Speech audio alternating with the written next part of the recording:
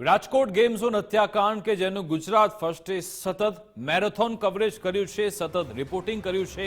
Ground zero રિપોર્ટિંગમાં Gujarat first સૌથી આગળ રહ્યું છે. જી હા, સૌપ્રથમ ગેમ ઝોનના સંચાલકોની કરતૂત ગુજરાત ફર્સ્ટે બતાવી હતી. સાથે સાથે કઈ કઈ બેદરકારી અહીંયા દાખવવામાં આવી રહી છે, સાથે સાથે અહીંયા ઇન્વેસ્ટિગેશન રિપોર્ટિંગ પણ ગુજરાત ફર્સ્ટ તરફથી કરવામાં આવ્યું હતું. તેવામાં ગુજરાત ફર્સ્ટના રિપોર્ટરોને FM સ્ટુડિયો પર બોલાવી જમીની હકીકત પણ જાણવામાં આવી. માય FM રેડિયોએ આજે ગુજરાત ફર્સ્ટના રિપોર્ટિંગને બિરદાવ્યું. ગુજરાત ફર્સ્ટના રિપોર્ટરને માય FM પર દિલ ખોલીને વાત કરી. ગુજરાત ફર્સ્ટના સંવાદદાતાઓએ પોતાનો તલસ્પર્શી અહેવાલ પણ વર્ણવ્યો હતો. 94.3 માય FM પરથી અજય તમારી સાથે છું અને હૃદયદ્રાવક ઘટના જે આપણે જોઈ, જે આપણે બની છે, આ ઘટના જ્યારે નજર સામે જોઈ હશે એ લોકોની તો વાત જ આખી અલગ હશે. ગ્રાઉન્ડ રિપોર્ટ જે લોકોએ કર્યો હશે એ લોકોની વાત આખી અલગ હશે. પરિવારોની ચીચિયારીઓ, બાળકો જે ત્યાં જે એક માહોલ સર્જાણો હતો. ભગવાન કરીને આવી ઘટનાઓ ક્યારેય ગુજરાતમાં ન બને. છેલ્લા 5 વર્ષમાં એક આંકડો મારી પાસે આવ્યો છે. એ આંકડો સાંભળીને તમારું હૃદય ધ્રુજી ઉઠશે. મારી સાથે રાજકોટના સિનિયર રિપોર્ટર રહીમભાઈ લાખાણી મારી સાથે અત્યારે છે અને ઘણા વર્ષો ત્યાં ફિલ્ડ સાથે સંકળાયેલા છે. રહીમભાઈ, તમે આ ઘટના બની ત્યારથી લઈને સ્ટીલ આજ સુધી તમે ગ્રાઉન્ડ રિપોર્ટ કર્યો છે, તમે જોયું છે, તમે તંત્રને સવાલ પૂછ્યા છે, તમે લોકોને સવાલ પૂછ્યા છે, તમે ત્યાંના પરિવારોને મળ્યા છો, તમે TRP ગેમ ઝોનના માલિકો સામે પણ સવાલો કર્યા છે. એની ઘટના તમારી નજર સામે તમે જ્યારે જુઓ ત્યારે શું લાગે છે તમને? વાત કરીએ ને આ ઘટનાની, ગુજરાત ફર્સ્ટના એક રિપોર્ટર તરીકે હું જ્યારે કવરેજ કરવા જાઉં ને ત્યારે માત્ર એક રિપોર્ટર નથી હોતો, કારણ કે હું પણ એક દીકરાનો પિતા છું. ત્યાં અંદર ચીસો જે એમ્બ્યુલન્સો નીકળતી હતી ને ત્યારે આપણને એમ થતું કે આ સ્થળ ઉપર જ્યારે આપણો દીકરોને રાખીને જ્યારે વાત કરવી હોય ને ત્યારે આપણું કાળજું કાપી ઉઠે.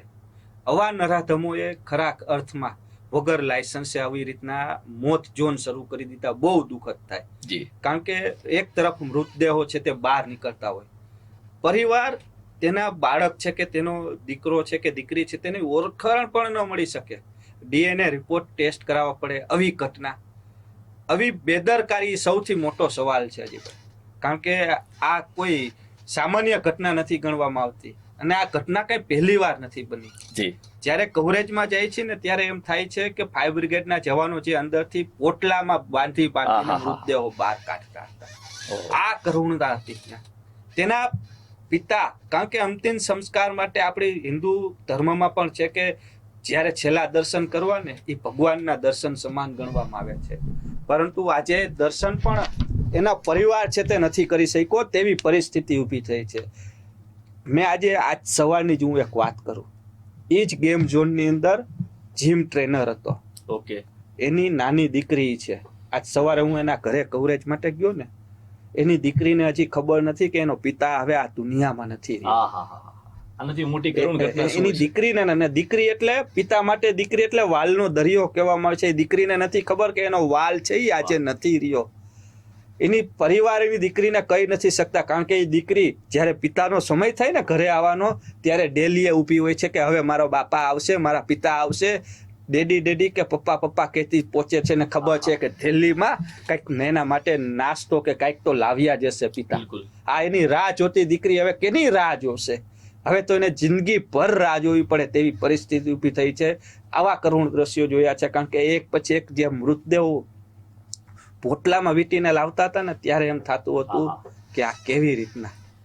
એટલે જ હું વારંવાર રહીમભાઈ કહી રહ્યો છું કે અનેક પરિવારો રાહ જોતા રહી ગયા છે અને જ્યારે આ ફિલ્મમાં આપણે બધા સાથે છીએ ત્યારે આ દ્રશ્યો જ્યારે આપણી નજર સામે જોઈએ ને ત્યારે એમ થાય કે આવો સમય તો કોઈના જીવનમાં ન આવે. મારી સાથે ખૂબ જ સિનિયર રિપોર્ટર ઉમંગભાઈ રાવલ મારી સાથે સ્ટુડિયો પર અત્યારે છે. ઉમંગભાઈ, તમે તમારી નજરથી આ ઘટના જોયેલી છે અને ખાસ વાત એ છે કે જે કોઈએ નથી કર્યું એવું તમે બતાવ્યું. તમે જે દિવાલ કૂદીને જે અંદર ગયા હતા અને જે ન શોધવાની, જે ન સારી લાગે એ વસ્તુ પણ તમે બહાર લાવ્યા છો. ઉમંગભાઈ, આ ઘટનાને તમારી નજરથી તમે કઈ રીતે જુઓ છો?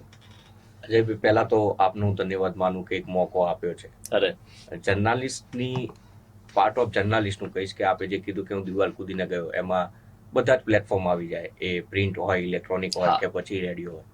એક નૈતિક જવાબદારી આપણી છે કે ચોથો સ્તંભ તો જનતાઓ પણ આપણી પાસે અપેક્ષા રાખતી હોય છે અને જેતુથી એ કેફી પીણું કે જે ઓફિસની અંદર પડ્યું હતું લોકો વાયકાથી સાંભળ્યું કે અંદર કદાચ હોઈ શકે એટલે કુતૂહલ હતું 4 કલાક હું મથ્યો અંદર કેવી રીતે જવાય. ઓકે, એટલે એ કર્યું, ઠીક છે. આ બધાની વચ્ચે આપણે કીધું કે શીખ શું લેવી.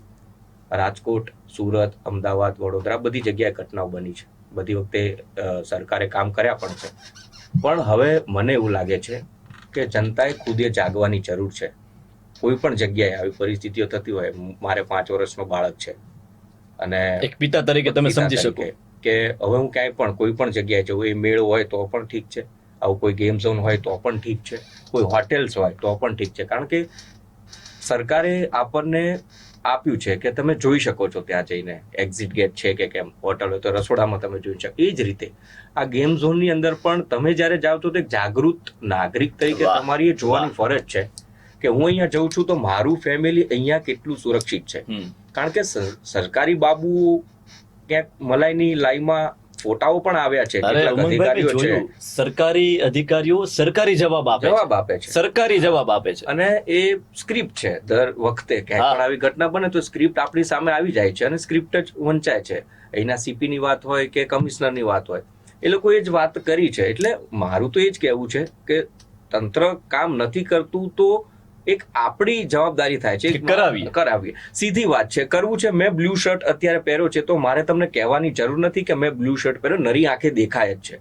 તો તમારે જ્યારે એના ઉપર કાયદોનો કોરડો વસાવવાનો છે તો બ્લુ શર્ટ પહેર્યો છે, નરી આંખે દેખાય, જેણે કર્યું છે દેખાય છે કે આ વ્યક્તિ આમાં જવાબદાર છે, તો પછી એમાં તપાસના નાટક ન કરવા જોઈએ.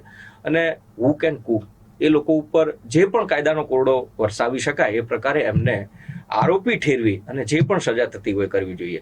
બિલકુલ. ખૂબ કરુણ ઘટના બની છે, આવી ન જ બનવી જોઈએ. અને બને તો હવે અમને એવું થાય છે અને કદાચ તમને પણ એવું થાય જ કે આવું રિપોર્ટિંગ તો ભવિષ્યમાં ક્યારેય નથી કરવું. બિલકુલ. એટલે કે એઝ અ જર્નાલિસ્ટ તરીકે આપણે કોઈ જેવું ઈચ્છતા ન હોય કે આવી ઘટના રિપોર્ટિંગ મારે કરવું પડે. ડેફિનેટલી ખૂબ ભયાનક ઘટના છે અને આશા રાખીએ કે આ લોકોને ન્યાય મળે. મેં ગઈકાલે ઉમંગભાઈ કીધું કે આ લોકોને તમારા પૈસાની જરૂર નથી. આ લોકોને પોતાના માણસો ગયા છે ક્યારે પાછા નહીં આવે. આવવાના નથી. અને આપણી જવાબદારી છે, આપણે ક્યાંક ખોટું થાય છે, વિડીયો બનાવો, સોશિયલ મીડિયા તમારું હથિયાર છે ને મૂકો, સરકાર સામે પ્રશ્ન પૂછો. આપણી પાસે તાકાત છે અને ભારત દેશ લોકશાહીનો દેશ છે, તમે તમારી વાણી મૂકી શકો છો. પણ આવા નરાધમોને જલ્દીથી જલ્દી સજા થાય અને દરેક પરિવારને ન્યાય મળે.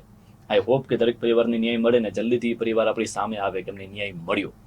94.3 માં FM પરથી અજય તમારી સાથે છું. મારી સાથે બહુ જ 2 સિનિયર રિપોર્ટર જોડાયેલા હતા કે જેને પોતાની આપવીતી, પોતાની વાત, કે કઈ રીતે રિપોર્ટિંગ કર્યું, કઈ રીતે વાત ઉજાગર લાવી. તમારા અને મારા સુધી કોઈ વાત જ્યારે પહોંચતી હોય છે ત્યારે આવા જાબાઝ રિપોર્ટર આપણી વચ્ચે છે, આવા સતત લડતા રિપોર્ટર આપણી વચ્ચે છે. એના કારણે આપણા સુધી વાત, આપણા ઘરના ટીવી સુધી કે મોબાઈલ સુધી વાત પહોંચે છે. એકવાર એમને પણ હું રેડિયોના માધ્યમથી સલામ કરું છું.